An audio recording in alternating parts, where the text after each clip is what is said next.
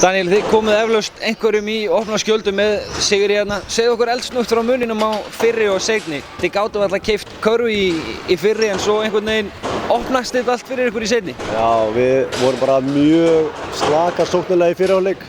Ég meina vörnin var svona fín í fyrstu 15 mínútur í hálfleiknum en við gáum þetta eftir á síðustu 5 mínútur í öðrum leikum og það bjóð til 15 stiga mun sem var í hálfleik.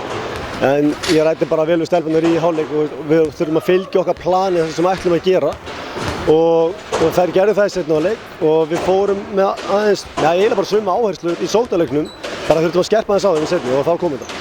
Hvernig má það vera að þið haldið ykkur inn í leiknum með 17% teignýtingu og 13% tryggjastiganýtingu í fyrri hálfleik? Akkur voru Haukar ekki 30 upp þarna? Var þetta klassískur fyrsti leikur í úrslitakeppni sem er einhver ólíklegir hlutir að eiga sér stað? Já, mögulega, en að sama skapi stelpurnar sýna mikið styrk andlega að þegar sóknin er ekki að ganga en þá haldar samt alltaf damp í vörninni.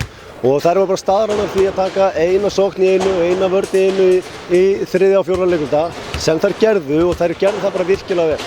En það var nú líka einhverju bent á það að þú ert með lið samsett af töluvörðum reynsluboltum og þegar kemur í þessa keppni þá vegur það þungt þó að deildakeppnin hafi ekki verið eins og þú hefði viljað.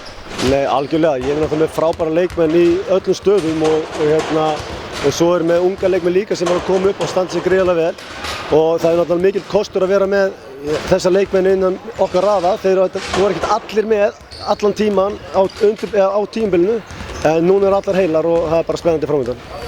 Hvert er stærsta verkefni fyrir Grindavík að farandi inn í næstu leiki? Er það að ná höfðinu úr skíunum með þennan leika? Já, ég tel eins og segi, ég með reynslu bolta þær vita hvernig það gengur fyrir sig. Þetta er bara einn leikur á þessu 3 sem við þurfum að sigra. Við förum bara fulla sjálfstraust í leikinn á laugardaginn. Ef við fylgjum bara sama gameplani sem ég set upp og ég og Pétur, þá okkur allir við færir.